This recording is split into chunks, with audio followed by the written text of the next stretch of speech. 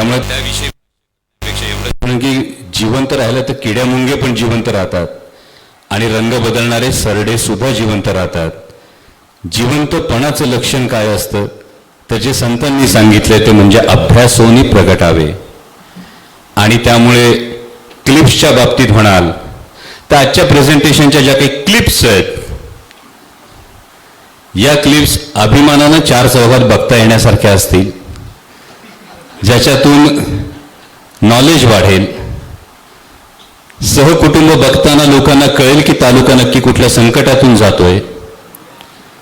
कदाचित काही लोकप्रतिनिधींना त्यांच्या अतिशय व्यस्त व्यापामुळे हा अभ्यास करायला वेळ मिळाला नसेल, म्हणून तुमच्या माध्यमातून मी सगळ्याच लोकप्रतिनिधींना विनंती करतो, प्रशासनाला विनंती करतो की हा प्रकल्प काय आहे, याच्यातून नेमके काय धोके आहेत हे व्यवस्थित प्रत्येकानं समजून घ्यावं. आणि म्हणून त्यासाठी थोड्याशा विस्तृत अशा पत्रकार परिषदेचं आपण हे आयोजन केलेलं आहे. सर्व पत्रकार बांधव असतील, सर्व सामाजिक कार्यकर्ते असतील, सर्व पदाधिकारी असतील, या सर्वांचं मी मनापासून स्वागत करतो. माझ्या आदिवासी भागातले अनेक कार्यकर्ते आज महाराष्ट्र प्रदूषण नियामक मंडळाच्या कार्यालयाबाहेर उपोषणाला गेलेत. त्यामुळं त्या सगळ्या लोकांनी आम्ही तिकडे आहोत, परंतु आमचं या सगळीकडे लक्ष आहे. कारण आपण जो काही आत्तापर्यंत जिल्हाधिकारी महोदय असतील, केंद्रीय मंत्री महोदय असतील यांच्यापर्यंत केलेला पत्रव्यवहार हा त्यांना संपूर्णपणे अवगत आहे. त्यामुळे माझी आपल्याला विनंती आहे की आपल्या माध्यमातून ही गोष्ट जास्तीत जास्त लोकांपर्यंत पोहोचूयात. तर नेमका प्रकल्प काय? माळशेज घाट बोरांडे पंप स्टोरेज जलविद्युत प्रकल्प असं आपल्याला सांगण्यात आलंय. आजच्या पत्रकार परिषदेत आपण नेमकं काय बघतोय? नेक्स्ट, हा प्रकल्प नेमका काय आहे, हा कुठे उभा राहणार आहे, याचा करार हा फार महत्वाचा मुद्दा आहे. याचा करार हा कोणाकोणात झाला? अनेकांचं असं एक गैरसमज आहे की हा केंद्र शासनाचा प्रकल्प आहे. तर याचा करार हा कोणाकोणात झालाय? जमीन, पाणी आणि पैसा अहवालातले आकडे नेमकं काय सांगतायत? याचे पर्यावरणीय परिणाम नेमके काय आहेत? याचा एक एन्व्हायरमेंटल इम्पॅक्ट असेसमेंट जो म्हटला जातोय, या अहवालातल्या गंभीर त्रुटी काय आहेत आणि याच्यामधली आमची मागणी काय आहे आणि सरकारला आमचे प्रश्न काय आहेत. तर हे एकूण पुढची स्लाइड प्रकल्पाचं संपूर्ण स्वरूप तुम्हाला दिसेल. या प्रकल्पाच्या स्वरूपामध्ये या सगळ्या गोष्टी तुम्हाला बऱ्यापैकी याची कल्पना आहे. एकूण कायमस्वरूपी संपादित होणारी जी जमीन आहे ती 166 हेक्टरची जमीन आहे. एकूण प्रकल्प जो सांगितला जातोय तो 1,500 मेगावॅटचा प्रकल्प सांगितला जातोय. यातून पुढे गेल्यानंतर आत्ता जे दिसतंय हे फक्त हिमनगाचं एक वरचं टोक आहे. याच्या खाली एकूणच सह्याद्रीच्या पर्यावरणीय संतुलनासाठी जुन्नर तालुक्यातला हा केवळ मी अतिशय जबाबदारीनं हे विधान करतोय, हा प्रकल्प आत्ता फक्त आदिवासी भागासाठी संकट वाटत असला तरी हा प्रकल्प केवळ आदिवासी भागासाठी संकट नाही, हा पुढे जाऊन संपूर्ण पूर्व भागासाठी सुद्धा एक फार मोठी धोक्याची घंटा ठरू शकतो. आणि असा एक प्रकल्प होत नाहीये, या पद्धतीच्या 59 प्रकल्पांचा MOU हा करण्यात आलेला आहे. त्यामुळं आपल्या सगळ्यांच्या माध्यमातून ज्या ज्या ठिकाणी हे प्रकल्प होत आहेत त्या तिथल्या लोकप्रतिनिधींना सुद्धा माझी ही विनंती आहे की आपण याकडे बारकाईनं बघावं, कारण हे नेमकं काय घडतंय हे आपल्या सगळ्यांना समजायला हवं. बरं, हे दाखवत असताना केवळ जलविद्युत प्रकल्प असं जे म्हटलं जातं किंवा हा एनर्जी स्टोरेजचा प्रकल्प हे म्हटलं जातं, हा सुद्धा एक मुखवटा आहे अशी शंका आहे, ज्याकडे मी पुढच्या टप्प्यात येतो. आता पुढे जाऊयात, प्रकल्प नेमका काय आहे, कारण आपल्यापैकी अनेकांना नेमका प्रकल्प काय माहीत नाहीये. त्या पद्धतीने 2 जलाशय तयार करण्यात येणार आहेत. वर आडोशीला हा जुन्नर तालुक्यातला जलाशय असणार आहे, जो साधारणतः 7.15 MCMच्या कपॅसिटीचा जलाशय असणार आहे. आणि दुसरा जलाशय हा 8.10 MCMचा हा जलाशय असणार आहे. आणि मध्ये हे जे तुम्हाला ब्लॅक लाईन दिसतेय, हे जे इथे मध्ये दिसतंय हे भूमिगत वीजगृह असणार आहे. हे भूमिगत वीजगृहाच्या माध्यमातून टनेलिंगच्या माध्यमातून जेव्हा रात्री स्वस्त वीज वापरून या खालच्या जलाशयातलं पाणी वरच्या जलाशयात सोडलं जाणार आणि मग या टनेलच्या माध्यमातून पाणी खाली येत असताना जेव्हा वीज दर जास्त असतो तेव्हा हे पाणी खाली सोडून 6 तास वीज निर्माण केली जाणार, अशा पद्धतीचा हा संपूर्ण प्रकल्प आहे. हे जेव्हा 59 प्रकल्प आपण बघतो तेव्हा 59 प्रकल्पांची माननीय मुख्यमंत्री महोदयांच्या नुसार जी प्रस्तावित कपॅसिटी जी म्हटली जाते ती 80,000 मेगावॅटची कपॅसिटी सांगितली जाते. पण 2030 पर्यंतची एकूण महाराष्ट्राची एनर्जी रिक्वायरमेंट जर बघितली तर ही 80,000 मेगावॅट नाही. शंकेची जी पाल चुकचुकते ती इथे चुकचुकते की जी महाराष्ट्राची रिक्वायरमेंटच नाही अशा पद्धतीच्या एनर्जी स्टोरेजचे 59 प्रकल्प सह्याद्रीवर लादण्याचं नेमकं कारण काय. आणि यामध्ये बांधकाम कालावधी हा 5 वर्ष आहे. यामधला हे जे वाक्य हे फार महत्वाचं आहे. हे जे डोंगर पोखरून या पद्धतीच्या नलिका आणि प्रेशर शॅफ्ट जे केले जाणार आहेत हे यासाठी फार मोठ्या प्रमाणावर स्फोटाची गरज भासते. यामध्ये ब्लास्टिंगची गरज ही फार मोठ्या प्रमाणावर भासते. आत्ता कंपनी असं म्हणत असली की आमच्याकडे या संदर्भातली टेक्नॉलॉजी आहे, तर कुठल्याही अहवालामध्ये या संदर्भातल्या कुठल्याही टेक्नॉलॉजीचं कुठेही ना स्पष्टीकरण आहे ना या टेक्नॉलॉजीचं कुठेही एक्झाम्पल देण्यात आलेलं आहे. आणि सह्याद्रीच्या एकूण कातळाची रचना जर आपण बघितली तर हा संपूर्ण सह्याद्री हा बेसॉल्ट खडकापासून बनलेला आपला पर्वत आहे. आणि सह्याद्री जो बनलेला आहे यामधला पुढचा फार मोठा धोका तुम्हाला सांगतो. सह्याद्री जो बनला हा ज्वालामुखीतून बनलेला आहे. त्यामुळे ज्वालामुखीतून जेव्हा एखादा पर्वत बनतो तेव्हा तो लेयर्सनी बनत असतो. ज्वालामुखीचा आत्ता एक स्फोट झाला, त्यानंतर काही महिन्यांनी काही वर्षांनी स्फोट झाला, त्यानंतर काही वर्षांनी स्फोट झाला. त्यामुळे आधीचा लाव्हारस थंड झालेला, त्यानंतर दुसरा स्फोट झाल्यानंतर दुसरा लाव्हारस थंड होतो.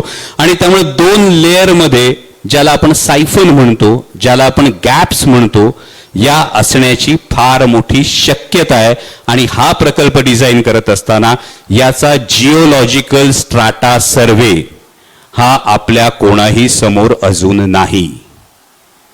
त्यामुळे आज आपण आदिवासी भागातला एक प्रकल्प म्हणत असलो तरी यावरच्या जलाशयापासून पुढच्या स्लाइडमध्ये तुम्ही बघू शकाल प्रकल्प नेमका कुठं उभा राहणार आहे.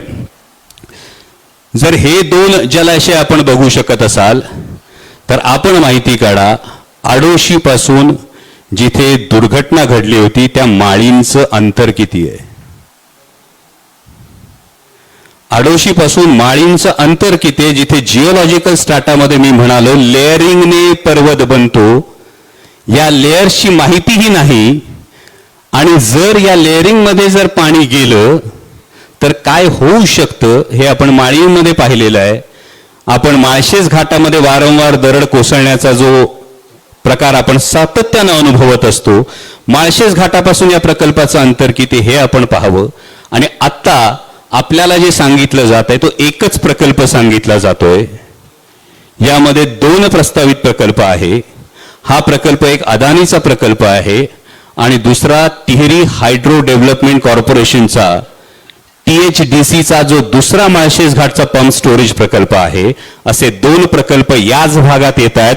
आणि ही शेवटची ओळ जर तुम्ही बघितली तर हा संपूर्ण डेक्कन ट्रॅप बेसॉल्ट जो सह्याद्री बनलेला हा डेक्कन ट्रॅप बेसॉल्ट मध्ये आलाय. आणि हा भूकंप प्रवण क्षेत्र 3 या कॅटेगरीतला आपला संपूर्ण सह्याद्रीचा भाग आहे.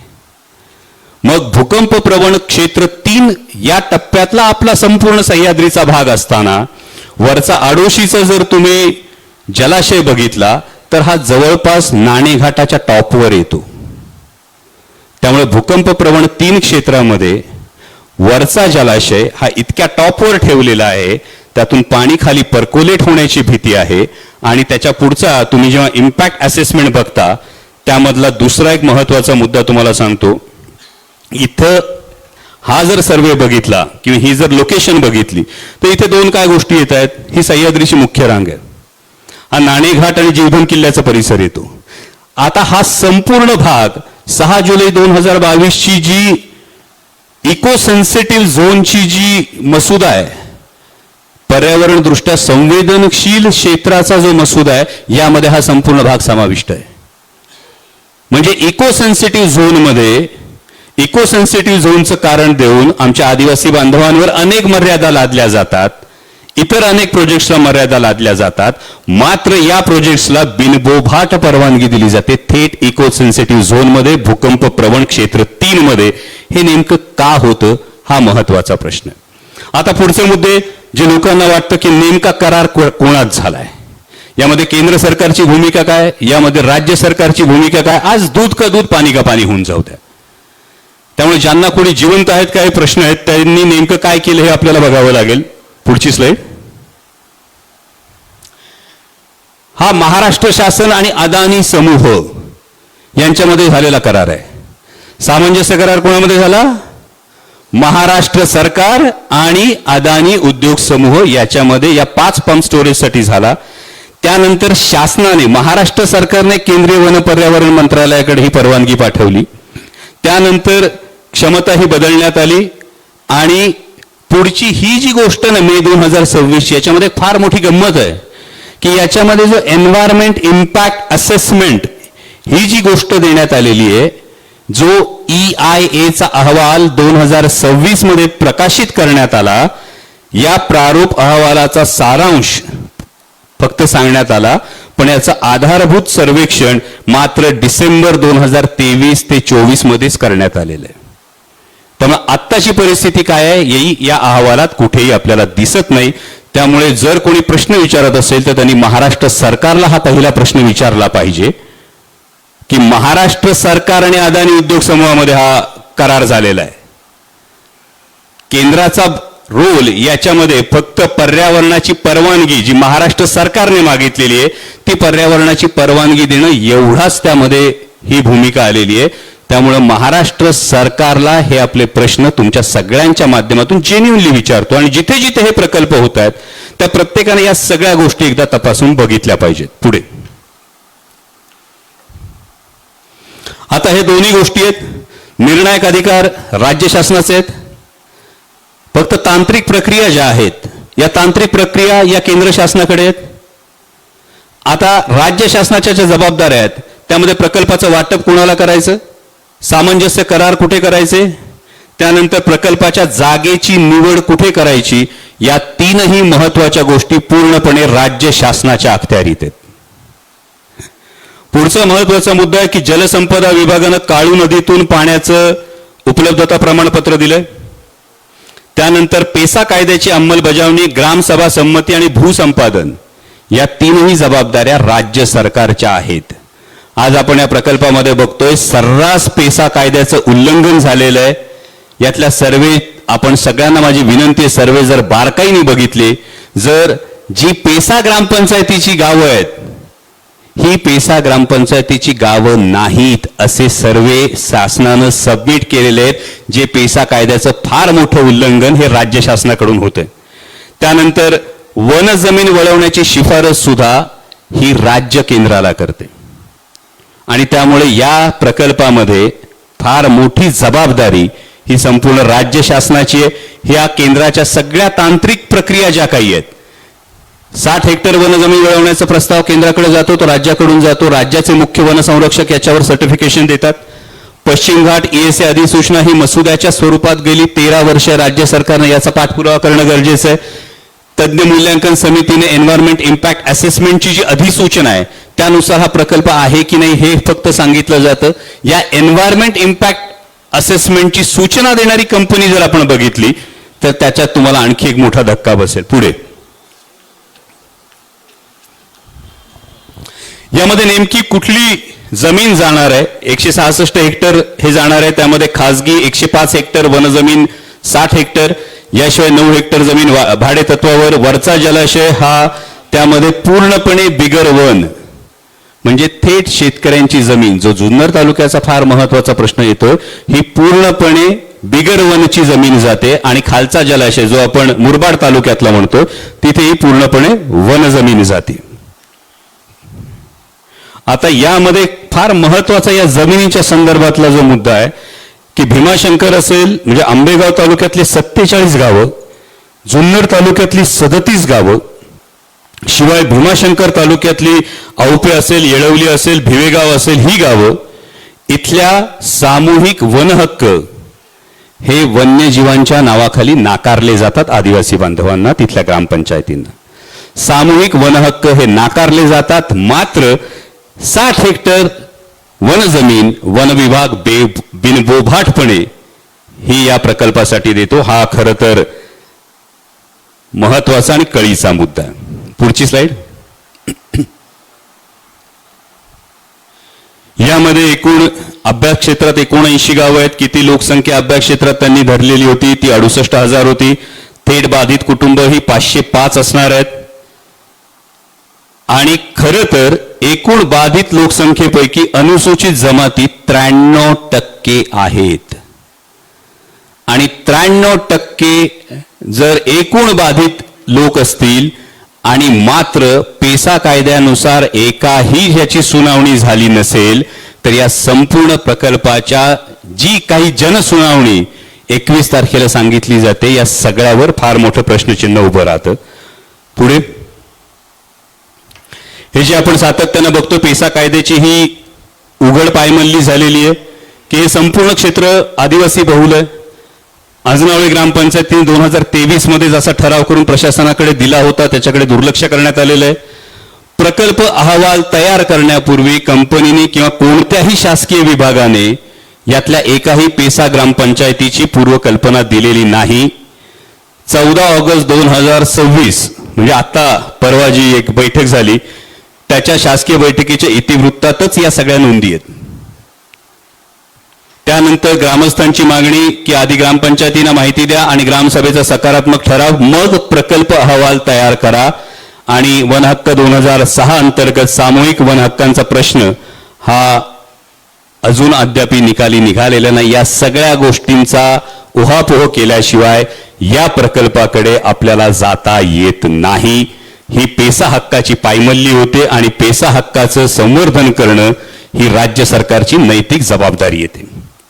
पुढची स्लाइड. हे 14 ऑगस्टला आंजनावळेला काय घडलं ते आपल्याला तुमच्यापैकी अनेक जण तिथे उपस्थित होते माहिती आहे. पुढे ही फार कळीचा मुद्दा आहे. पुढची स्लाइड ती म्हणजे एन्व्हायरमेंट इम्पॅक्ट अहवाल काय सांगतो. पुढची स्लाइड. हा EIA अहवाल म्हणजे काय तर एन्व्हायरमेंट इम्पॅक्ट असेसमेंट म्हणजे या प्रकल्पाचा एकूण पर्यावरणावर नेमका काय परिणाम होणार आहे.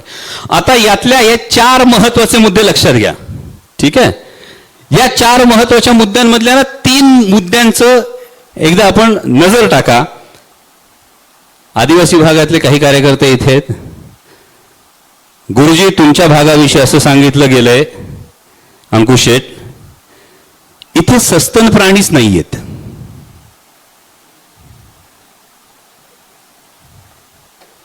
मग जुन्नर तालुक्याला प्रश्न पडतो बिबट्या आले कुठून, नीलगाय कुठे आहे. इथं एकही सस्तन प्राणी नाही असं अहवाल सांगतो पहिल्या याच्यामध्ये. प्रकरण 3.10 EIA मधलं 3 ऋतूंच्या सर्वेक्षणानंतरचा निष्कर्ष या पहिल्या एका वाक्यात हा अहवाल किती तद्दन सोयीचा आहे ही गोष्ट आपल्या समोर येते. एकही सस्तन प्राणी या भागात नाही हे या अहवालात नमूद केले. दुसऱ्या पलीकडे जा त्यामध्ये operation phase impacts on flora and fauna will be positive म्हणजे वनस्पती आणि प्राणी जीवनावरील परिणाम हे होणार आहेत का तर हे होणार आहेत. त्यानंतर being an off river PSP the environmental impacts of the project are minimal. यामध्ये हा अहवाल असं सांगतो की याचे पर्यावरणावर होणारे परिणाम हे अगदी किरकोळ असतील अगदी क्षुल्लक असतील. आणि आता या 3 याच्यानंतर चौथी गोष्ट लक्षात घ्या. यामध्ये आपत्ती व्यवस्थापन आराखडा जो 10.12 हा त्यातलं प्रकरण आहे त्यामध्ये असतं does not have substantial time for rescue in lower reservoir case. यामध्ये कुठलीही आपत्ती जर घडली तर खालच्या भागाला रेस्क्यू साठी पुरेसा वेळ मिळू शकत नाही.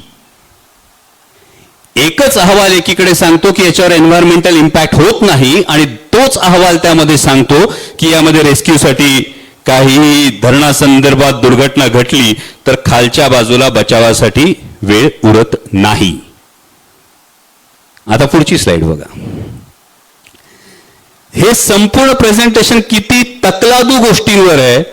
तर EIAचा हा जर तुम्ही कॉलम बघितला तर या कॉलम मध्ये तुम्ही सगळे जुन्नर तालुक्यातले आहात. जनसुनावणी झाली का याच्या आधी? नाही. हा अहवाल असं सांगतो की मे 2026च्या अहवालामध्ये असं सांगण्यात आलेलं आहे, जनसुनावणी नंतर यात सुधारणा करण्यात आल्या. म्हणजे एक खोटं लपवण्यासाठी इतर किती गोष्टी खोट्या बोलल्या जातात ते बघा. जर जनसुनावणी झालीच नाही तर अहवालामध्ये जे म्हटलं गेलंय की मे 2026च्या अहवालात म्हटलंय जनसुनावणी नंतर सुधारणा करण्यात आल्या असं लिहिलं गेलेलं आहे. जर जनसुनावणीच झाली नाही तर कुठल्या सुधारणा करण्यात आल्या? त्यामुळं जो अहवालच खोटा आहे अशा अहवालावर जर तुम्ही 21 तारखेला जनसुनावणी घेत असाल तर ही लोकशाहीची सरळ सरळ केलेली क्रूर थट्टा आहे असं आमचं थेट म्हणणं आहे. आता पुढची स्लाइड.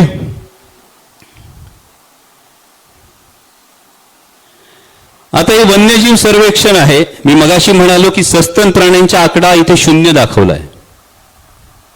पक्षी दाखवलेत, फुलपाखरं दाखवलीत, सरपटणारे प्राणी दाखवलेत, उभयचर दाखवलेत. आणि याची सोय अशी होते की जेव्हा सस्तन प्राणीच नाहीत तर मग वन्यजीव अधिवासाच्या नुकसानीचं मूल्यांकन होऊच शकत नाहीये. त्यामुळे सरळ सरळ हा प्रकल्प राबवणाऱ्या कंपनीसाठी सोयीने तयार करण्यात आलेला हा अहवाल आहे. पुढची स्लाइड. आता यामध्ये नाणेघाट संवर्धन राखीव क्षेत्राचं काय? तर राज्य वन्यजीव मंडळाच्या बैठकीत मुख्यमंत्र्यांच्या उपस्थित 18 नवीन संवर्धन केंद्र मंजूर झाली. त्यात नाणेघाटाचा समावेश आहे. हे क्षेत्र भीमाशंकर आणि कळसुबाई हरिश्चंद्र गड या अभयारण्यांना जोडणारा महत्वाचा वन्यजीव कॉरिडॉर आहे. मग राज्य सरकारला माहित नाहीये की अहवालात खोटीपणा आहे. जर राज्य सरकार एक अधिसूचना काढतं आणि अहवालात त्याच्या पूर्णपणे विसंगती आपल्याला हे आढळून येते की या कॉरिडॉर मधून म्हणजे प्रकल्पापासून कॉरिडॉरचं अंतर हे अवघं 10.8 किलोमीटर आहे. अवघं 10.8 किलोमीटर. आणि त्यामुळे नाणेघाट संवर्धन क्षेत्र हा एक फार महत्वाचा विषय या प्रकल्पाच्या अनुषंगाने धोक्यात येणारी गोष्ट आहे. पुढची स्लाइड. त्याच्या पुढे. आता माळीण दुर्घटना आणि याचा नेमका काय संबंध होतो तर हे जर आपण बघितलं तर माळीण दुर्घटनेच्या संदर्भातला सर्वेक्षण विभागाचा अहवाल जो आहे त्यामध्ये जंगलतोड आणि डोंगर उतारांचं सपाटीकरण ही 2 प्रामुख्यानं कारणं ही देण्यात आली. हा संपूर्ण प्रकल्प भूकंप क्षेत्र 3 मध्ये मोडतो आणि तरी सुद्धा भूस्खलनाचा स्वतंत्र आणि सखोल अभ्यास या अहवालात कुठेही नाही. आणि त्यामुळे ज्याला आपण एक टाइम बॉम्ब म्हणतो तसा हा प्रकल्प आहे का याविषयी ही घटना खरोखर हा प्रश्न तयार होतो. याच्या पुढचा जो मी म्हणालो पूर्व भागात याचे काय इम्पॅक्ट होतात. पुढची स्लाइड. आता यातलं जे पाण्याचं गणित सांगण्यात आलेलं हा जो वरचा जलाशय त्याला सांगितलं 7.06 MCM पाणी लागेल. खालच्या जलाशयामध्ये 9.88 MCM पाणी लागेल.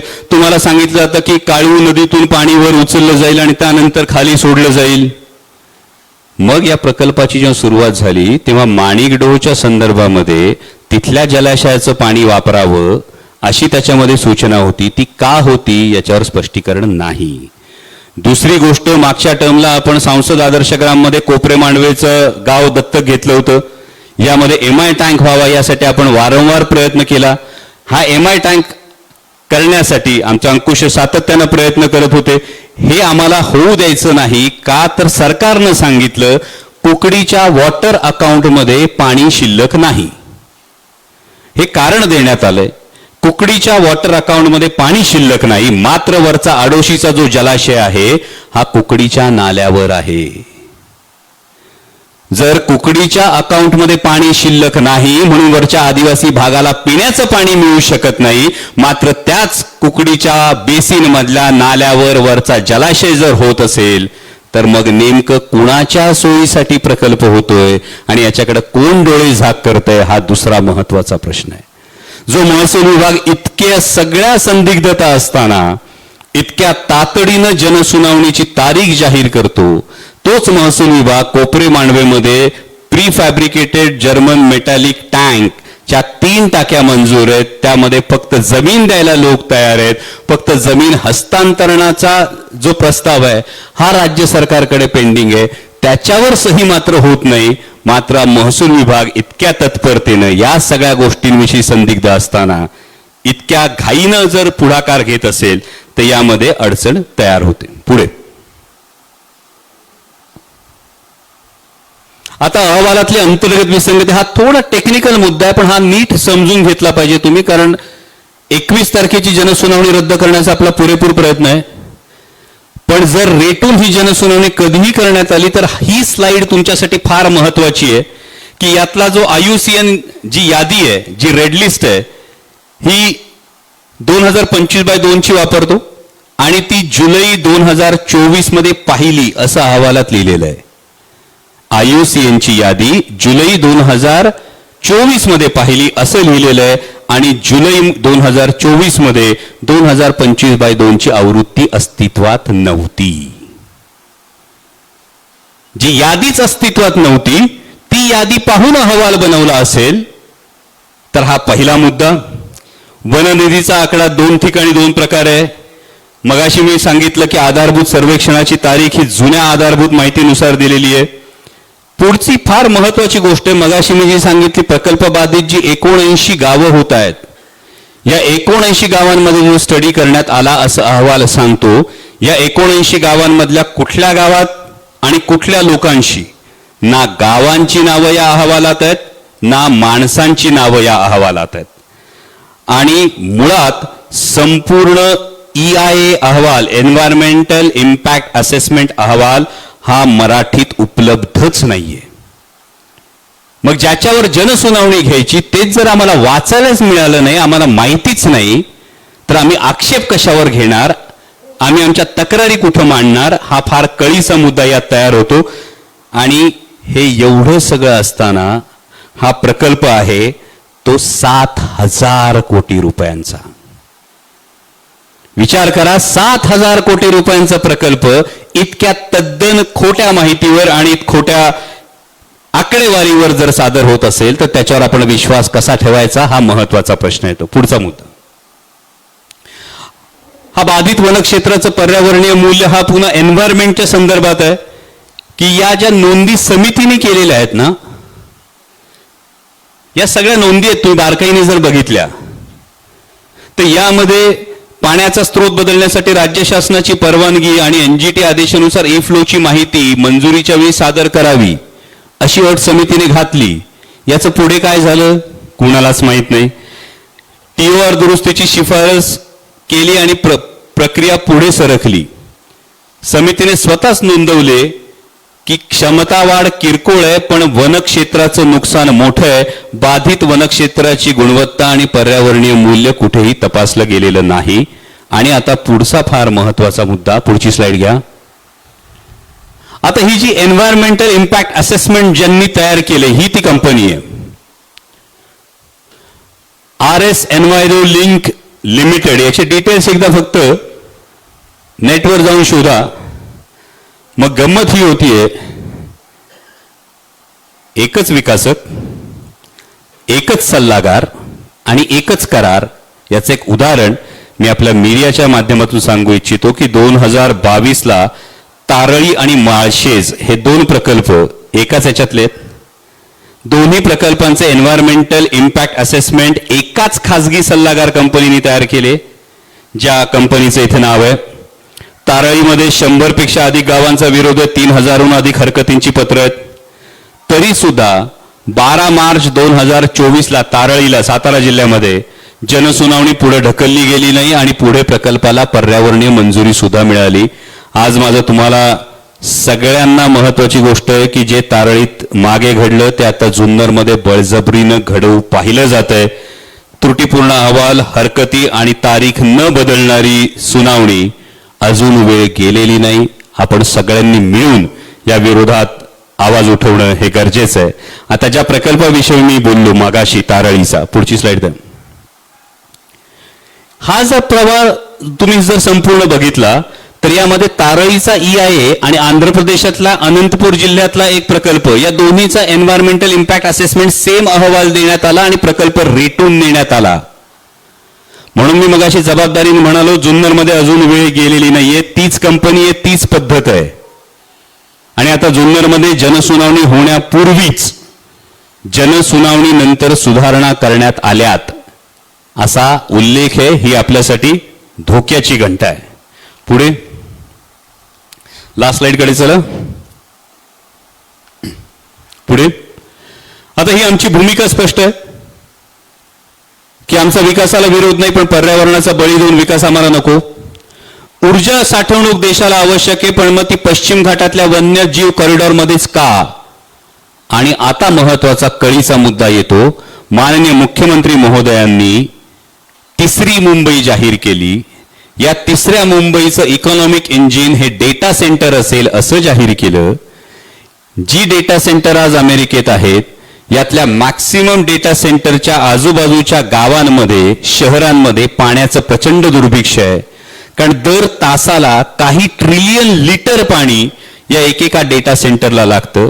जी ही तिसरी मुंबई, ज्याचं सेंटर अंबरनाथला आहे, जिथे अमेझॉनचं सगळ्यात मोठं जगातलं डेटा सेंटर होणार आहे, हे सुरू असणारे सगळे प्रकल्प हे केवळ विद्युत निर्मिती आहेत की या संभाव्य डेटा सेंटरला आमच्या तोंडचं, आमच्या शेतकऱ्यांचं पाणी पळवून त्यांच्यासाठी केलेली पाण्याची सोय आहे. एकीकडे अमेरिका आणि भारत ट्रेड डील मधला एक कलम जर बघितलं तर फ्री डेटा ऍक्सेस, मी 3 बिंदू जोडतोय. अमेरिका आणि भारताच्या ट्रेड डील मध्ये, US इंडिया ट्रेड डील मध्ये फ्री डेटा ऍक्सेस. तिसरी मुंबई जाहीर होते ज्यामध्ये फार मोठ्या प्रमाणावर डेटा सेंटर्स येतात, ज्या डेटा सेंटर्सला प्रचंड प्रमाणात पाणी लागतं. आणि तिसरा महत्वाचा मुद्दा जो आपल्या प्रकल्पाशी संबंधित येतो, त्यामध्ये 2030 पर्यंत एनर्जी रिक्वायरमेंट हे फक्त 30,000 मेगावॅट असताना 80,000 मेगावॅटच्या एनर्जी स्टोरेज प्रकल्पाविषयी फक्त बोललं जातं. मात्र आमच्या हक्काचं पाणी पळवण्याचा हा डाव नाही ना, हा प्रश्न उपस्थित होतो.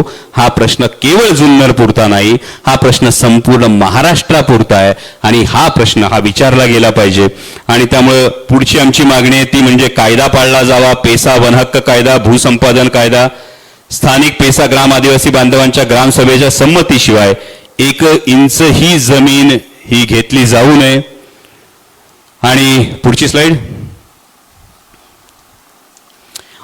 जर जनसुनावणी घ्यायची असेल तर त्याआधी संपूर्ण EIA अहवाल, नकाशे, पुनर्वसन आराखडा आणि जलवापराचा तपशील मराठीत प्रत्येक बाधित गावात उपलब्ध करून देण्यात यावा.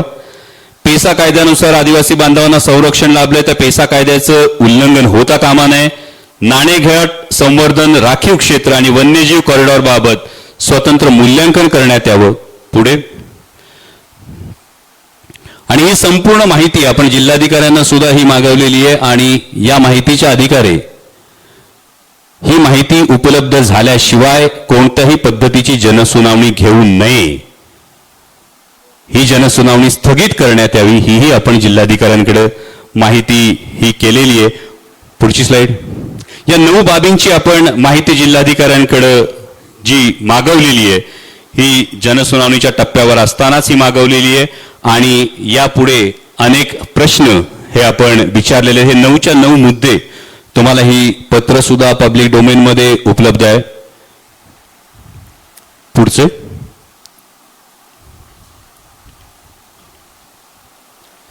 आणि हे जे प्रश्न आहेत यातला हा 5वा प्रश्न फार महत्वाचा आहे पूर्व भागासाठी, की दाखवताना काळू नदीची परवानगी दाखवून प्रत्यक्षात कोकणी माणिकडोच्या पाण्यावर परिणाम होणार नाही याची हमी कोण देणार? या संपूर्ण भागामध्ये राज्य प्राणी ज्याला दर्जा मिळालाय तो शेकरू हा राज्य प्राणी आहे आणि असं असताना वन्यजीव अधिनियमाचं सरळ सरळ उल्लंघन होतोय का, हे सगळे प्रश्न आहेत. आणि म्हणून माझी आपल्या सगळ्यांना विनंती आहे की हा जो प्रकल्प आहे, हा प्रकल्प केवळ आदिवासी बांधवांच्या मुळावर येणार नाही. या प्रकल्पाची मला वाटतं तुम्हाला संपूर्ण सविस्तर माहिती ही आता झाली असेल.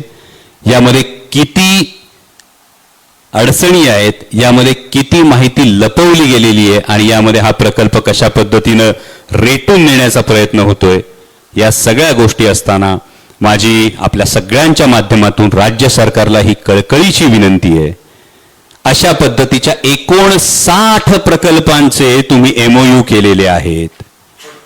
मी फक्त एका प्रकल्पाचं उदाहरण दिलं. जर हा प्रकल्प झाला आणि अशा पद्धतीनं रेटला गेला, कोणतीही स्पष्टता न देता, तर केवळ आदिवासी भाग नाही तर पूर्व भागातला जो आमचा संपूर्ण शेतीसाठी सुजलाम सुफलाम भाग आहे, आमच्या तोंडचं पाणी पळवण्याचा हा डाव नाही ना, ही आमच्या मनातली भीती आहे. आणि त्यामुळे ही सगळी स्पष्टता आल्याशिवाय, या स्पष्टतेशिवाय कोणतीही जनसुनावणी ही आपल्या तालुक्यात, आपल्या परिसरात होऊ द्यायची नाही, हा आपल्याला निर्धार करावा लागेल. हेच आपल्याला हे सगळं या निमित्तानं सांगायचं होतं. आता तुमच्या समोर हे सगळं सांगितल्यानंतर जिल्हाधिकारी महोदयांना सुद्धा ही संपूर्ण बिल्डिंग सांगितली होती. जिल्हाधिकारी महोदयांना तुमच्या समोर फोन करून ही जनसुनावणी स्थगित करण्याविषयी, कारण तुम्हाला ऍक्शन अपेक्षित आहे, माहिती सगळे देतील.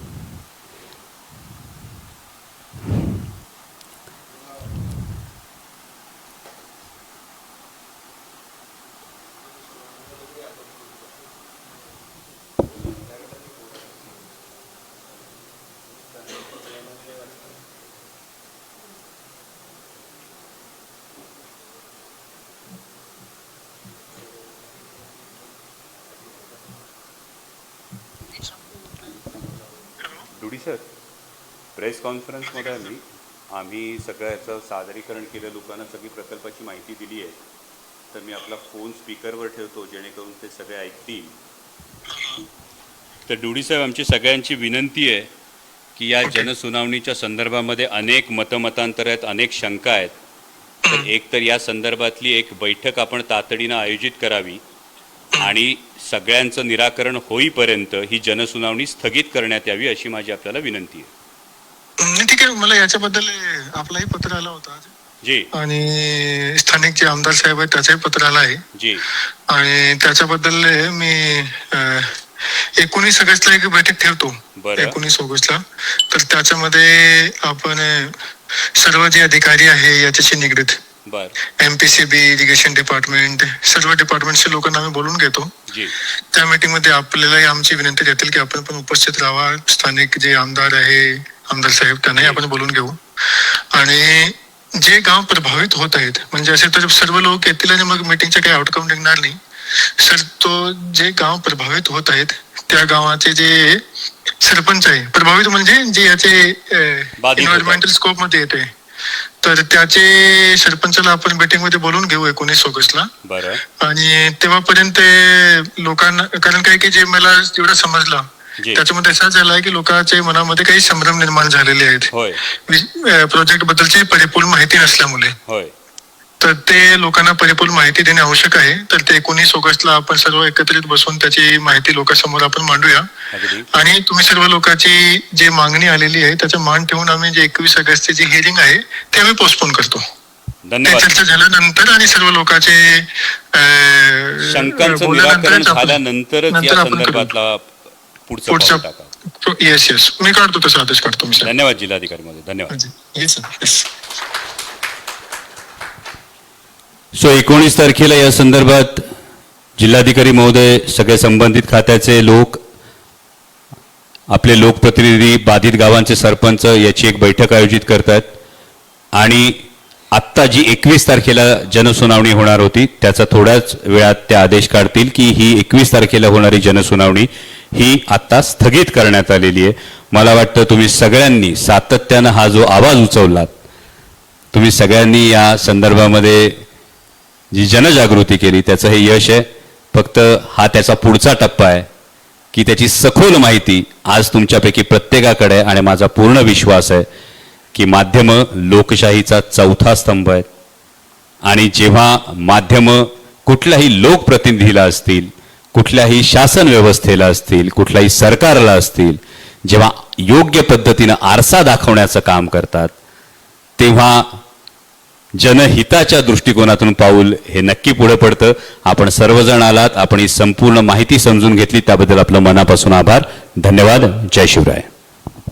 प्रश्न आहे, माजी आमदार अतुल बेनके असं म्हणाले होते की खासदार साहेब आणि जिल्हाधिकाऱ्यांची बैठक होणार आहे, त्याच्यामध्ये ही जनसुनावणी रद्द होणार आहे असं त्यांनी जेव्हा सांगितलं, विद्यमान आमदार शरद सोनवणे म्हणाले माजी आमदारांना तो अधिकारच नाही, तशी ऑर्डर का निघाली? मी आपल्या समोर जिल्हाधिकाऱ्यांचा हा फोन ऐकवला, कारण मी जे पत्र तुम्हाला देईल ना, ते पत्र जर तुम्ही बारकाईने बघितलं तर हे पत्र 5 ऑगस्टलाच गेलेलं पत्र आहे. आणि हे पत्र जर तुम्ही बारकाईनं वाचलं तर हे पत्र डावलून जनसुनावणी होऊ शकेल हे अतुल बेनके यांनी तालुक्याचं प्रतिनिधित्व केलेलं आहे. ते 5 वर्ष आमदार राहिलेले आहेत, त्यामुळे त्यांना त्यातल्याही खाचाखोचा व्यवस्थित ठाऊक आहेत. आणि त्यामुळे माझं आणि अतुल शेटचं या संदर्भात बोलणं झालं होतं. अतुल शेटनी स्वतः ते पत्र वाचलं होतं आणि त्यामुळे अतुल शेटने अत्यंत जबाबदारीनं हे विधान केलं होतं. कदाचित विद्यमान आमदारांना मी सुरुवातीला म्हणालो की त्यांच्या कार्यबाहुल्यामुळे कदाचित त्यांना अभ्यास करायला वेळ मिळाला नसेल. ही लिंक मी जरूर त्यांनाही पाठवेन की जेणेकरून इतर गोष्टींवर चर्चा करत बसण्यापेक्षा जे आपण म्हणतो की अभ्यासोनी प्रकटावे, काय नेमका प्रकल्प होतोय, काय नेमकं घडतंय. कारण आपला पूर्वेतिहास प्रत्येक लोकप्रतिनिधीचा वेगवेगळा असतो, पण जर व्यवस्थित अभ्यास केला तर कोणी विनाकारण आपल्याला आपण कंपनीच्या बाजूने काही करत नाही आहोत ना असे आपल्याविषयी शंका काही ठिकाणी उपस्थित झाल्याचं मी मीडियामधूनच काही गोष्टी वाचल्या. पण माझा त्यांच्यावर विश्वास आहे की ते नक्कीच जुन्नर तालुक्याच्या हिताचीच भूमिका ही बजावतील. कारण आमची भूमिका स्पष्ट आहे, येतील त्यांच्यासोबत, येणार नाहीत त्यांच्याशिवाय, आणि आडवे येतील त्यांच्या छाताडावर पाय देऊन जे तालुक्याच्या हिताचं आहे तेच आम्ही करणार. ही आमची भूमिका स्पष्ट आहे.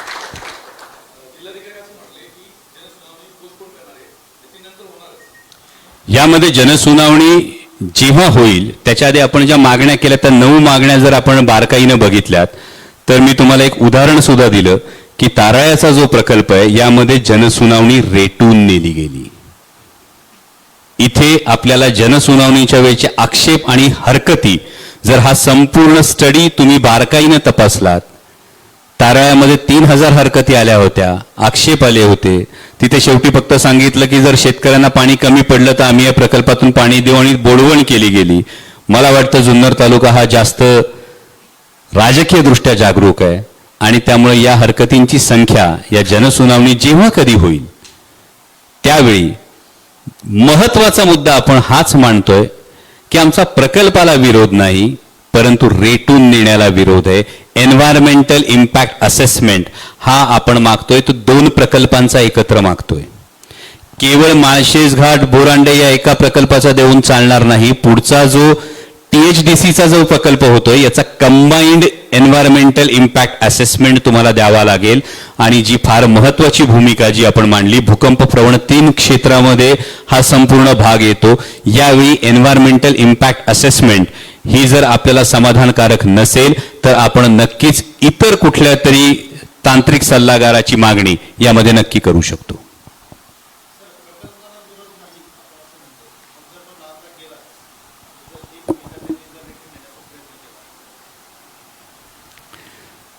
तुम्ही पुढे बघाल याविषयी काय होतं. कसं होतं, माझा सन्माननीय जिल्हाधिकाऱ्यांवर विश्वास आहे या बाबतीमध्ये. कारण जो अवेअरनेस आहे, जे प्रश्न आपण उपस्थित केले, हे प्रश्न उपस्थित केल्यानंतर त्या प्रश्नांचं गांभीर्य लक्षात हे प्रशासनाच्या लगेच आलेलं आहे.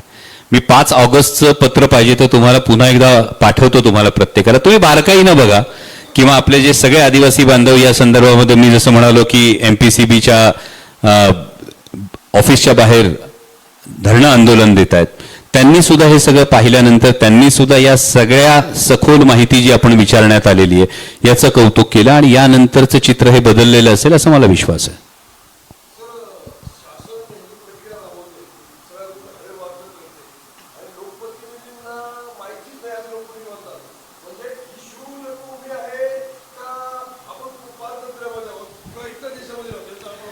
डोकेसाहेब, दुर्दैवानं मी तुम्हाला जी वस्तुस्थिती सांगितली, आपण थोडे उशिरा आला. त्यामध्ये 59 प्रकल्पाचं जे MOU झालंय ना, हे महाराष्ट्र राज्य सरकार आणि कंपनीमध्ये झालंय.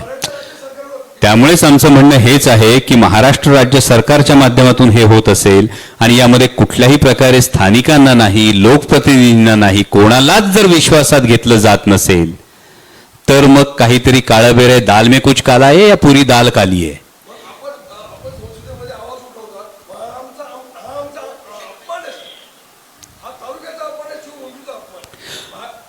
हे खरोखर आहे की लोकप्रतिनिधींना विश्वासात न घेता स्थानिक प्रशासनाला, आपण जर स्थानिक, माझं तर म्हणणं स्थानिक प्रशासनाला सुद्धा जर एवढी डिटेल माहिती असेल ना, आपण स्थानिक प्रशासनाला सुद्धा विचारा.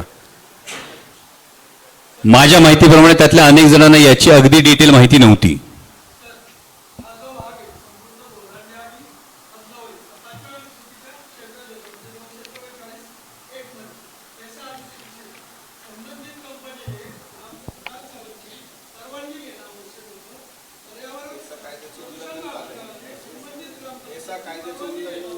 साहेब, आपण तीच पूर्ण मागणी केली. तुम्ही जर बघितलीत ना,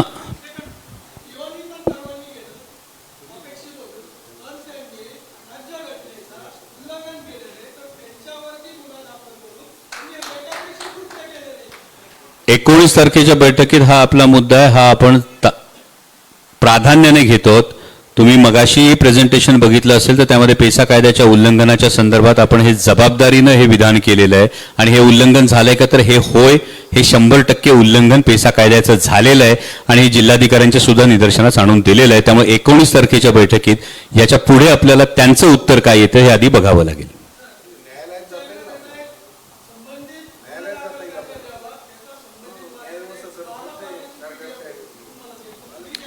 प्लीज आपण द्या, मी त्याच्यावर अभ्यास करतो. त्याच्यावर काय करता येईल ते आपण 100% करू. बरोबर, यामध्ये जर वेळ पडली, ती शक्यतो वेळ येणार नाही असा मला अजूनही विश्वास आहे. वेळ पडली तर पेसा कायद्याच्या संरक्षणासाठी उद्या आपल्याला न्यायालयाचे दार ठोठावं लागलं तरी ते ठोठावं.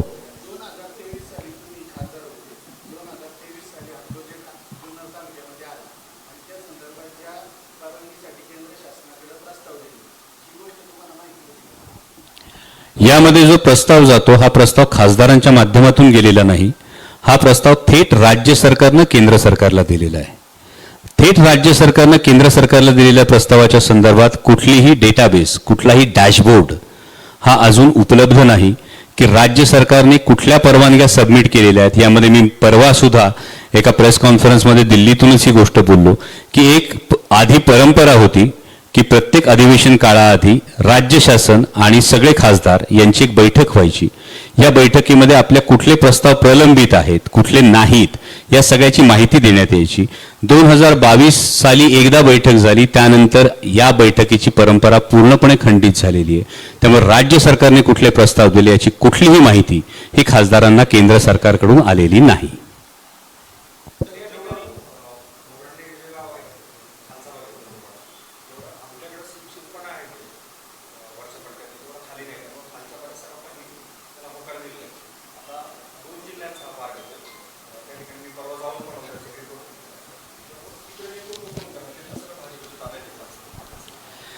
म्हणून मी तुमच्या सगळ्यांच्या माध्यमातून हा आज उठवला. मी फार जबाबदारीने म्हणालो की लोकशाहीचा चौथा स्तंभ तुम्ही आहात आणि त्यामुळे सगळ्यांच्या माध्यमातून जर हा एकत्रित आवाज उठवला गेला तर हा फार गरजेचा आहे. तिथल्या लोकप्रतिनिधीनं प्रत्येकानं याचा अभ्यास करून याविषयी नेमके मुद्दे काय आहेत, त्यामध्ये नेमक्या अडचणी काय आहेत हे प्रशासनाच्या सुद्धा निदर्शनास आणून देणं गरजेचं आहे. कदाचित यामध्ये असे असू शकतं की राज्य सरकारलाच या सगळ्या बाबतीत अंधारात ठेवण्यात आलेलं आहे का, हीही शक्यता मी पूर्णपणे नाकारत नाही. परंतु राज्य सरकार आणि कंपनी यांच्यामध्ये MOU होत असताना याचा सखोल अभ्यास झाला नाही का, आणि अशा पद्धतीचा जर एन्व्हायरमेंटल इम्पॅक्ट असेसमेंटचा जर अहवाल हा जर सबमिट होत असेल तर मुळात ज्याच्या आधारावर गोष्ट बनते तोच मुळात त्याचा आधारच खोटा आहे, हे आपल्याला तुमच्या माध्यमातून आपण आज राज्य सरकारला सांगतोय.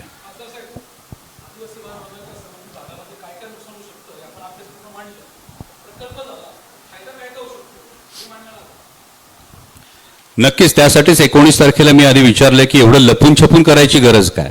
कसं आहे अतुलजी, जर प्रकल्पाचा फायदा असता, जर आपली चांगली गोष्ट असती तर आपण उजळ माथ्याने सांगतो ना.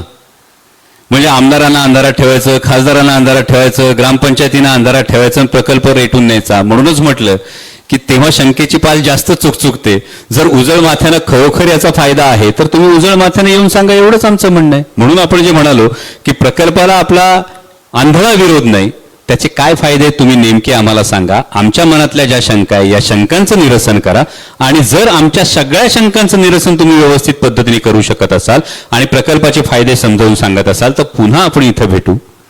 जर ते शंका निरसन झालं तर मीच स्वतः येऊन पुन्हा तुम्हाला कंपनीच्या अधिकाऱ्यांबरोबर प्रकल्पाचे काय फायदे आहेत बाबा आमचं शंका निरसन झालंय हे आपण प्रामाणिकपणे कबूल करू, कारण आपल्याला यात काहीच लपवायचं नाहीये. बांगर साहेब, त्याच्यामधला एक फार महत्वाचा मुद्दा आहे. माझं पत्रकार बांधवांना विनंती आहे की ते जे 3 डॉट सांगितले ना, ते 3 डॉट फार महत्वाचे आहेत. राज्याची असणारी एकूण एनर्जी रिक्वायरमेंट जी 80,000 मेगावॅट नाही, असं असताना सुद्धा यामध्ये हे प्रकल्प रेटले जातात. लावून द्या पण.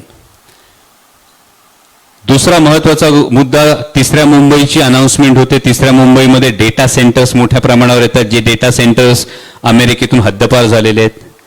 त्याचवेळी अमेरिका आणि भारत यांच्या ट्रेड डीलच्या विषयी अनेक संशयाचं धुकं अनेक बाबतीत आजूबाजूला दिसतं, ज्यामध्ये फ्री डेटा ॲक्सेस हा एक फार महत्वाचा कळीचा मुद्दा देशाच्या दृष्टीने आहे.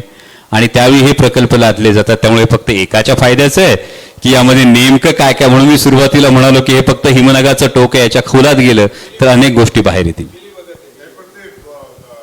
होऊ शकतो. आपला जो बेसाल्ट जो आहे, खडक जो आहे, तो जर बनलेला आहे, त्याचं पाणी जर वरनं गेलं तर त्याचा स्फोटही होऊ शकतो पाणीचं. आमदार साहेब बोला. जी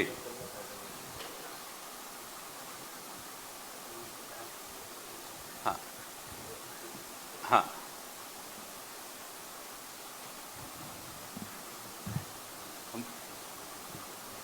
हो माझं आत्ताच कलेक्टर साहेबांशी बोलणं झालं. कलेक्टर साहेबांना आपण आपल्या सगळ्यांची व्यथा वेदना सांगितली. 19 तारखेला बाधित गावांचे सगळे सरपंच, आपण लोकप्रतिनिधी, पर्यावरणाच्या संदर्भातले तज्ज्ञ आणि कंपनी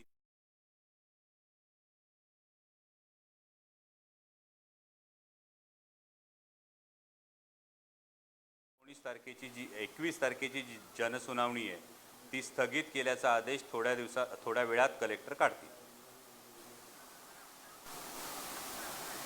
नाही ते स्थगित करतायत ती. हो ती स्थगित करतायत. त्याचा आदेश थोड्या वेळात येईल ती स्थगित झाल्याचा. ओके, ते आपण सांगा तसं. आत्ताच कलेक्टर साहेबांशी बोल. भूकंपप्रवण क्षेत्र तयार होईल. तो मुद्दा महत्त्वाचा प्रगती करणार. तो मांडला आपण. भूकंप प्रवण 3 कॅटेगरीचं जे क्षेत्र आहे हे हा धोका आहे. आता माझे आमदार अतुल बेनकेंशी बोललो, ते आता MPCBच्या ऑफिसच्या बाहेर होते.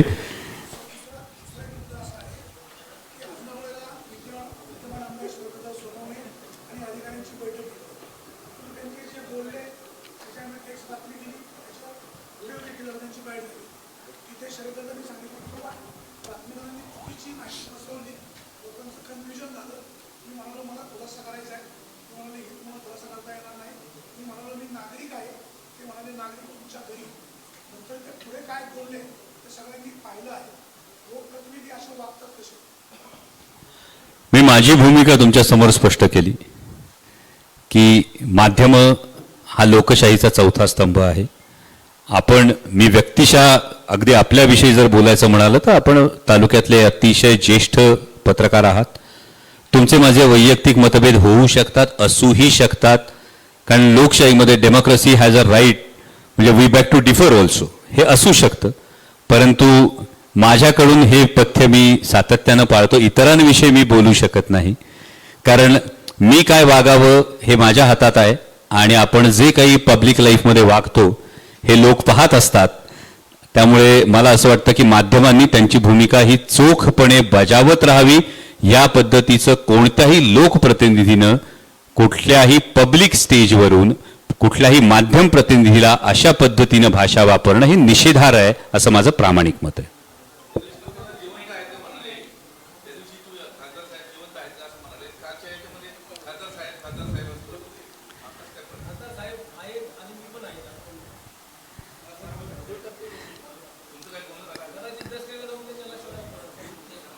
मला असं वाटतं की खासदार आणि आमदारांमध्ये जुंपली अशी बातमी होण्यापेक्षा जुन्नर तालुका संकटात आहे अशी बातमी मला जास्त महत्वाची वाटते. वाडवडिलांनी ज्येष्ठांनी आपल्याला शिकवलंय, आपल्याला कुत्रं चावलं तर आपण कुत्र्याला चावायला जात नसतोय. त्यांचं मतितार्थ वेगळा असेल, त्यांना नंतर त्याची जाणीव झाली म्हणून त्यांनी ते स्पष्टीकरण दिलं असेल. मला वाटतं यामध्ये आमदार महोदयांच्या मनात तसं काही नसावं. त्यांच्याही मनात तालुक्याचं हित आणि तालुक्याच्या हिताचं काय आहे हीच गोष्ट असावी. आणि म्हणून मी आजच्या प्रेस कॉन्फरन्सला सुद्धा आमदार महोदयांना बोलावलं होतं. ते काही कारणामुळे येऊ शकले नाहीत, पण हे प्रेझेंटेशन मी पूर्ण त्यांना सुद्धा पाठवेल. आणि ते सुद्धा आपण जिल्हाधिकाऱ्यांशी जेव्हा संवाद साधला तेव्हा जिल्हाधिकाऱ्यांनी आपल्याला सांगितले की आमदार महोदय सुद्धा यासाठी आग्रही होते ही जनसुनावणी रद्द होण्यासाठी. त्यामुळे माझी आपल्याला विनंती आहे की तालुक्यावरचं जे संकट आहे हे दूर करण्यासाठी आपल्याला आपल्यात जर काही तुतुमैमे जरी घडली असेल तरी त्याकडे दुर्लक्ष केलं पाहिजे. आपल्याला तालुक्याच्या हितासाठी उभं राहिलं पाहिजे. हा प्रकल्प म्हणजे फार मोठी धोक्याची घंटा आहे आणि त्यामुळं अशा कुठल्याही गोष्टीला फारसं महत्त्व न देता माझी आपल्याला विनंती आहे की या प्रकल्पावर, या प्रकल्पाच्या धोक्यांवर आपण जास्त लक्ष केंद्रित करावं.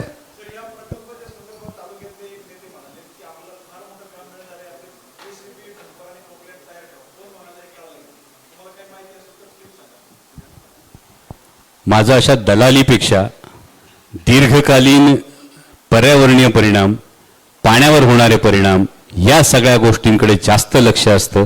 त्यामुळे माझ्या आजूबाजूला तुम्हाला मूठभर कंत्राटदारांची गर्दी दिसत नाही आणि त्यामुळे कुणाच्या जेसीबीला आणि कुणाच्या पोकलँडला काम मिळणार याच्याशी मला देणं घेणं नाही. मला जर माझ्या तालुक्याचं नुकसान होणार असेल तर मी या प्रकल्पाच्या विरोधात ठामपणे उभा आहे, एवढी मी तुम्हाला खात्री देतो. हा प्रकल्प होऊ नये म्हणून 9 ऑगस्टपासून सुरेश वासगे उपोषणाला बसलेले आहेत. त्यांची तब्येत खालावलेली आहे. दवाखान्यामध्ये त्यांचे उपचार चालू आहेत. तुम्ही त्यांना काय आव्हान कराल ते भेटायला सांगा. नक्कीच आता सूरज वाजगेंनाच मी जाऊन भेटेन यानंतर की जनसुनावणी स्थगित झालेली आहे त्यामुळे त्यांनी उपोषण सोडावं. त्यांच्यासारखा एक धडाडीचा युवक कार्यकर्ता हा समाज जीवनामध्ये आमच्या खांद्याला खांदा लावून काम करत राहायला पाहिजे हीच आमची भावना आहे. त्यामुळे इथून मी जाऊन जरूर त्यांची भेट घेईन. तर या प्रकल्पामध्ये कोणत्या कोणत्या तालुक्यांचा समावेश आहे आणि या तालुक्यांमध्ये इकडचे आमदार आहेत की बाकीचे आमदारही त्यामध्ये सहभागी आहेत? आता हा प्रकल्प यामध्ये 2 तालुके आहेत, म्हणजे 2 जिल्हे 2 तालुके, पुणे आणि ठाणे, मुरबाड आणि जुन्नर या 2 जिल्ह्यांचा हा मी एका प्रकल्पाविषयी बोललोय. असे 59 MOU महाराष्ट्र सरकारने केलेले आहेत. त्यामुळे मी या प्रकल्पाविषयी बोलत असताना म्हणतो की जुन्नर तालुका आणि मुरबाड तालुका या 2 तालुक्यांशी संबंधित हा जो आत्ता आपण प्रकल्प म्हणालो भोरांडे माळशेज घाट हा या 2 तालुक्यांशी संबंधित. कारण माळींचं जर तुम्ही अंतर बघितलं, आडोशीपासूनचं जर अंतर बघितलं तर ते एरियल डिस्टन्स जवळपास माझ्या माहितीप्रमाणे 14 ते 15 किलोमीटरच्या आसपास फक्त ते अंतर येतं. आणि जेव्हा बेसॉल्टची आपण ही खडकाची निर्मिती आपण बघतो, भूकंप प्रवण 3 क्षेत्र म्हणतो, म्हणजे हा ज्वालामुखी आधी येऊन गेला त्यानंतर दुसरा थर तयार झाला. या 2 थरांच्या मध्ये एक फट राहिलेली आहे. आणि जेव्हा मी ब्लास्टिंग करतो तो जो मी तुम्हाला ब्लॅक लाईन दाखवली त्या ब्लास्टिंगमुळे या स्तरांमध्ये जेव्हा घसरण पुन्हा होते तेव्हा या गॅप्स वाढवू शकतात, त्यामध्ये पुन्हा पाणी सीपेज होऊ शकतं आणि तशी दुर्घटना घडणार नाही याची शाश्वती काय यासाठी जिओलॉजिकल स्ट्रॅटा सर्वे होणं गरजेचं आहे. तर हा प्रकल्प आपल्यासाठी सुरक्षित आहे असं म्हणता येईल.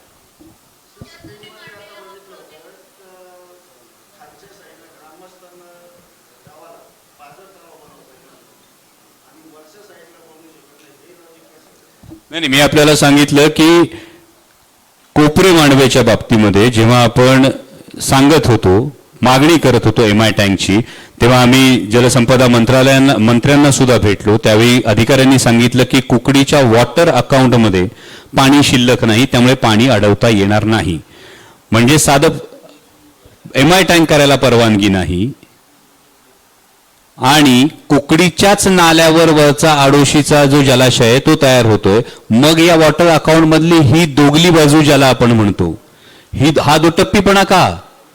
जर आमच्या आदिवासी बांधवांना एमआय टँक देताना तुम्ही म्हणता वॉटर अकाउंट संपलं आणि आडोशीच्या अदानीच्या प्रकल्पाला मात्र तुम्ही एवढा मोठा 7.5 याचा कॅपॅसिटीचा तुम्ही जलाशय बनवू देता, तर मग आमच्या आदिवासी बांधवांनी काय घोडं मारलंय? हाच आमचा प्रश्न आहे.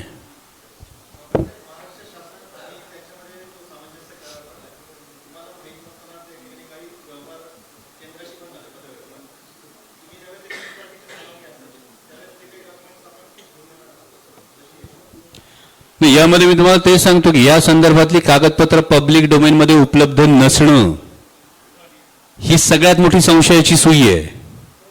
लपवताय काय की यामधली पब्लिक डोमेनमध्ये ही डॉक्युमेंट्स उपलब्ध नाहीत. म्हणजे मी तुम्हाला खालचा एन्व्हायरमेंटल इम्पॅक्ट असेसमेंटचा अहवाल मराठीमध्ये, जिथं लोकांवर परिणाम होणार आहे त्या लोकांना अभ्यास करायला मराठीत तर अहवाल द्या आधी, तर आम्ही आक्षेप घेणार आहोत ना. त्यामुळे ही लपवाछपवी आणि हीच सगळी मागणी कलेक्टर साहेबांना आपण दिलेलं पत्र जर तुम्ही बारकाईने वाचलं तर त्या सगळ्या डिटेल मागण्या आपण केलेल्या आहेत. या प्रकल्पाची माहिती मला वाटतं आपल्याच तालुक्यातल्या काही पत्रकार बांधवांनी मला या संदर्भामध्ये फोन केले होते. मोरे सरही माझ्याशी बोलले होते, वाणी साहेबही माझ्याशी बोलले होते. आणि यानंतर याची सखोल माहिती घेतल्यानंतरच आपण याच्यावर भाष्य करावं, कारण अधिवेशन सुरू होतं. म्हटलं अधिवेशन काळामध्ये आपण केंद्रीय पर्यावरण मंत्र्यांना आधीच पत्र पाठवलं होतं, जिल्हाधिकाऱ्यांना पत्र पाठवलं होतं आणि त्यानंतर तुमच्यासमोर सादरीकरण हे सगळ्यांचं करायचं ठरवलं होतं. आणि त्यामुळे ही डिटेल माहिती ही आपल्याला खोदून, म्हणजे तुम्ही जशी शोध पत्रकारिता करता तशा पद्धतीने काहीसं काम करावं लागलंय आणि त्यानंतर ही सगळी माहिती हातात आली आहे.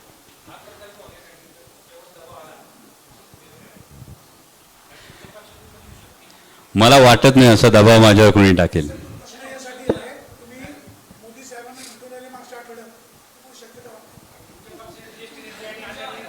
वाटते? म्हणजे हा प्रकल्प एवढा महत्वाचा असं तुम्हाला वाटतं की माननीय पंतप्रधान दबाव टाकतील? मग याच्यामध्ये आणखी काहीतरी काळाभेर आहे असा प्रश्न, अशी शंका निर्माण व्हायला पाहिजे. पण मला वाटत नाही की या निमित्तानं खरं तर एका फार वेगळ्या विषयाला आपण तोंड फोडलेलं आहे. या पद्धतीनं केवळ एक प्रकल्प नाही, ही संपूर्ण सह्याद्रीची हानी आहे, ही संपूर्ण इकोसेन्सिटिव्ह झोनची हानी आहे. आणि हे सगळं होत असताना काही ट्रिलियन लिटर वॉटर दर तासाला डेटा सेंटरच्या घशात घालण्याचा जर याच्यामध्ये काही डाव असेल, मी शक्यता वर्तवतोय, जर असा काही डाव असेल तर महाराष्ट्रातल्या येणाऱ्या पिढ्या अशा कुठल्याही प्रकल्पाला माफ करणार नाहीत, कारण पिण्याला सुद्धा पाणी उरणार नाही. पुणे नाशिक रेल्वे संदर्भात जे आंदोलन झालं मोठ्या प्रमाणामध्ये, तुम्ही दिल्लीला आवाज पण उठवला, खरोखर पुणे नाशिक रेल्वे थांबणार का?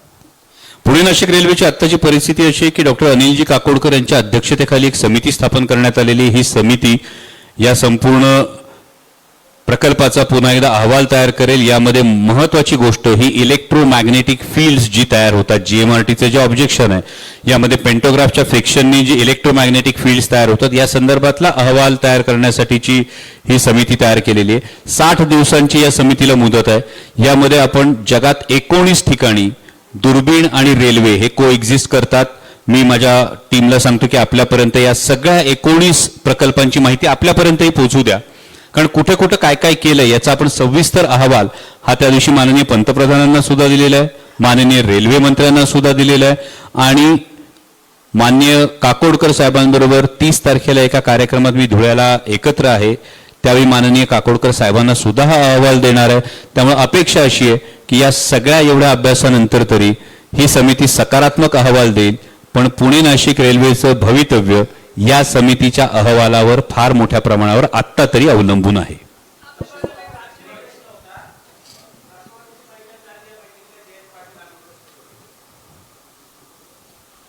कुठली बैठक? नाही, आता एनसीपीची जी बैठक झाली ही सगळ्या जिल्हाध्यक्षांची आढावा बैठक होती. आणि आत्ता जयंत पाटील साहेब हे पक्षातले जरी ज्येष्ठ नेते असले तरी त्यांचे पूर्वनियोजित कार्यक्रम होते. प्रदेशाध्यक्षांनी ही बैठक घेतली.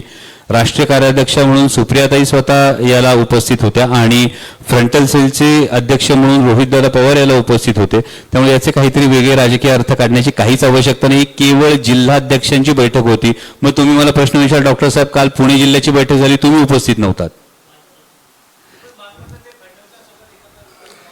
अहो एकत्र विमान प्रवास जर होऊन जर गोष्टी बदलत असत्या तर दिवसा ढवळा मग मागचे होडीबिडीचे प्रकरण कशाला झाले असते? कालची चाकणची जी बैठक झाली रस्त्याच्या संदर्भामध्ये त्याची माहिती देणार.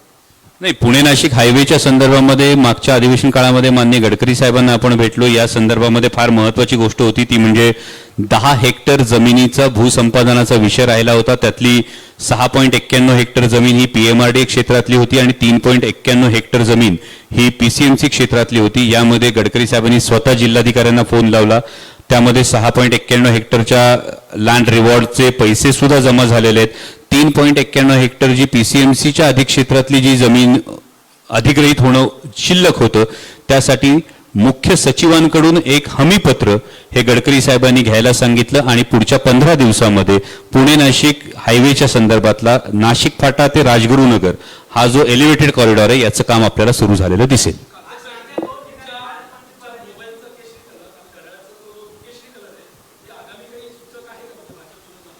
नाही, मी छत्रपती शिवाजी महाराजांची भूमिका करतो तेव्हापासून ते गोष्ट करतो.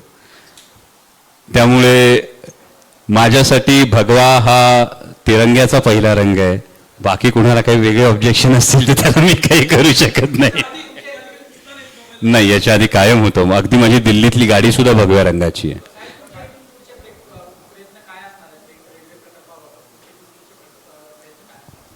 रेल्वे प्रकल्पाच्या बाबत 2-3 फार महत्त्वाच्या गोष्टी घडलेल्या आहेत.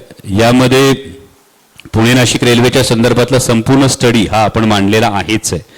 त्याचबरोबर मध्यंतरी तुम्ही बातम्या वाचल्या असतील की खेड तालुक्यामध्ये तळेगाव उरुळी कंचन हा रेल्वे ट्रॅक जो आहे त्याच्या 3rd and 4th लाईनचा जो रेल्वे ट्रॅकचा जो विषय होता जो खरं तर मुंबई चेन्नई लाईन आहे याचं स्थानिक 12 ग्रामपंचायतींना विरोध होता म्हणून तो आपण अगदी वाकीच्या बाजूला आणलाय. चाकण चौकाच्या अलीकडे आणून ठेवलेला आहे ज्याच्यावर पुन्हा इंडस्ट्रियल रॅक आणि ॲग्रिकल्चर रॅक हे आपण प्लॅन करून घेतलेला आहे. जेणेकरून उद्या जरी काकोडकर समितीने काही जरी अहवाल दिला तरी सुद्धा माझ्या जुन्नर तालुक्यातल्या टोकाच्या माणसाला अगदी आळ्याफाट्यापासून जरी जायचं झालं तरी अवघ्या 35 मिनिटात तो वाकीला रेल्वेपर्यंत एक गोष्ट जाते.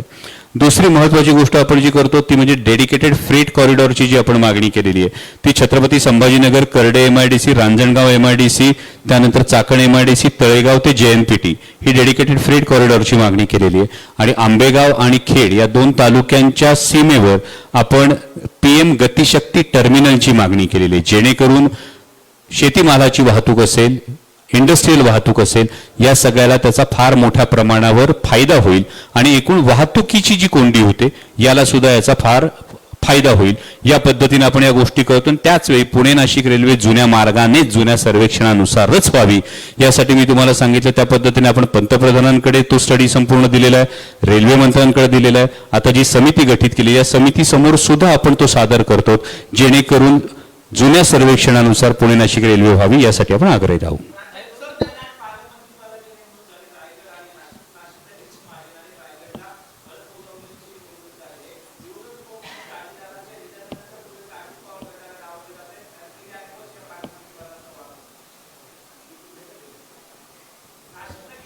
नाही, यामध्ये नाशिकमध्ये माझ्या माहितीप्रमाणे correct me if I am wrong Bharatiya Janata पक्ष आणि शिंदे शिवसेना यांच्यामध्ये पालकमंत्री पदासाठी रस्सीखेच होती बहुतेक नाशिकमध्ये.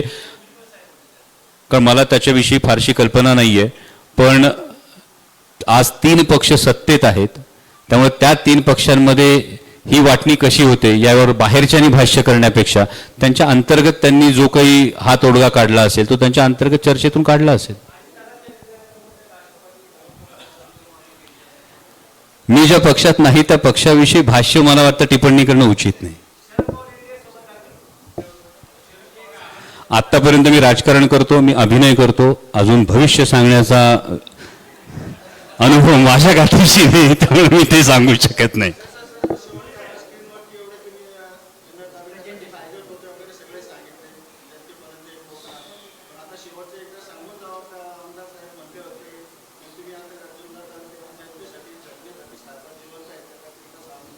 मला वाटतं हा पुरावा आहे ना सगळा.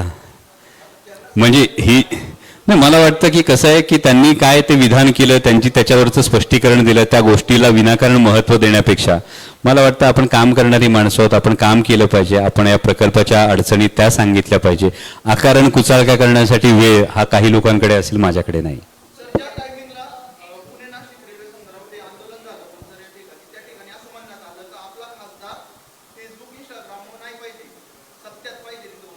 काय काय सत्यातच म्हणाले, सत्तेत नाही म्हटले ना.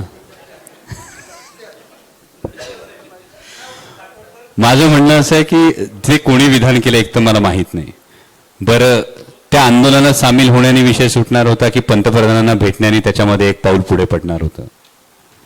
कुठे आपण काय केलं पाहिजे ही गोष्ट सुद्धा आदरणीय पवार साहेबांकडून त्यांच्या मार्गदर्शनाखाली ही खरोखर आम्ही शिकतो आहोत.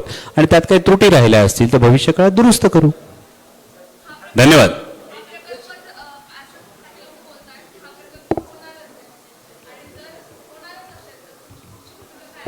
मी आपल्याला सांगितलं की प्रकल्पाला विरोध करण्यापेक्षा यातल्या ज्या अडचणी आहेत या सुटल्याशिवाय, याच्या शंकांचं निरसन झाल्याशिवाय कोणत्याही प्रकल्पाला आंधळ समर्थन करणं योग्य नाही आणि आंधळा विरोध करणं योग्य नाही. त्याचं जर डिटेल्स आपल्याला समजले ना, आपल्या शंकांचं निरसन झालं तर आपण स्वागत करू.